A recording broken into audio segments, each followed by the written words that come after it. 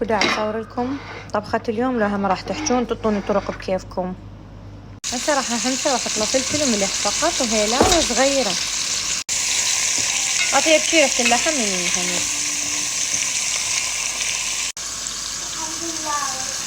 صاير هنا استاذي. اول شي نسوي المنقذ مالتنا الغسالة. سويت ملوخية ونسيت اصور لكم لان اجاني تليفون وظليت احكي بيه. شوفكم اياها. من عندي شغل هواية اكتبه، كنت قبل كله اكتب بالورقة، هسه بالملاحظات. فهسه عندي انظف الروبوت لان عندي شغل وخاف انسى. وامسح البراد، انزل بوستات مال بيجات هواي طلبتوها مني دا انسى. اصور فيديو انبوكسنج، عندي اغراض جديدة، فانتظروني اليوم كلش عندي لود. لو خالته جوا ايدي حتى رأسا استخدمه، كل ما افوت من يمه اخليه. يعني اكثر شي استخدمه للثوم هاي، كلش احبها. هسه نحمس الثوم، انا اسميها طشه، كلش طيبه. راح نسوي تمن شعريه. دارين عندها امتحانات يعني ما شاء الله دا تتعب خطيه ودا تجيني مجاوبه، فمن اريد اكافئها اسوي لها الغدا اللي تحبه.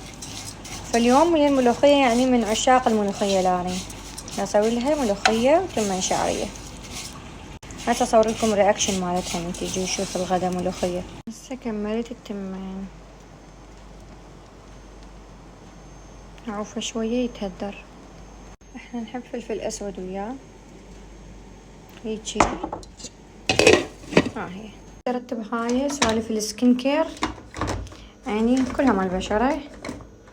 هوسه حولت لان كنت داخل لي هذني الاشياء.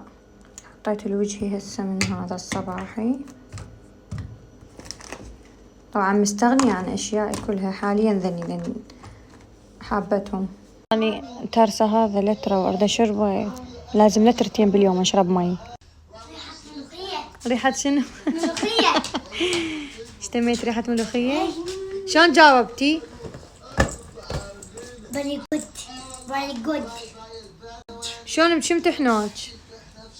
دارين عندها طقوس لازم تشرب كومة مي ويا الاكل، وليمون ويا الملوخية وتتفرج تلفزيون.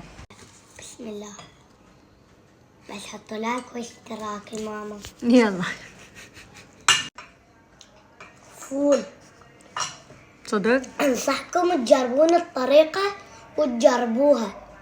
طبعا فول، والكل ما يعرف أكلة ملوخية ازاي؟ هي يابانية تاكل ملوخية، تقول ملوخية ازاي؟ أنا بقول لك الكل شايفة، الكل شايفة، اللي ما شايفة خلي يحط لايك واشتراك وتجربوها وتكون كلش طيبة عندكم.